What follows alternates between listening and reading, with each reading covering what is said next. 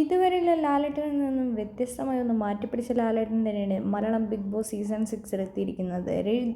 രതീഷിനെ നിർത്തി പൊരിക്കുകയാണ് ലാലേട്ടൻ ചെയ്തത്. ആവശ്യമില്ലാത്ത സമയത്ത് ചിരിക്കണ്ട, പ്രഷർ ഉണ്ടെങ്കിൽ അത് വീട്ടിൽ ഇരുന്നാൽ മതി, ഇവിടെ വന്ന് തീർക്കേണ്ട എന്നൊക്കെ നമ്മുടെ ലാലേട്ടൻ നല്ല മാസ്സായിട്ട് പറയുന്നുണ്ട്. നമ്മുടെ റോക്കി ബൈക്കും ലാലേട്ടൻ്റെ കയ്യിൽ നിന്ന് നല്ലോണം കേൾക്കുന്നുണ്ട്. എന്താണെങ്കിലും ജാസ്മിൻ ഗബ്രി പ്രണയത്തെക്കുറിച്ചും ലാലേട്ടൻ എന്ന് ചോദിക്കുന്നതായിരിക്കും.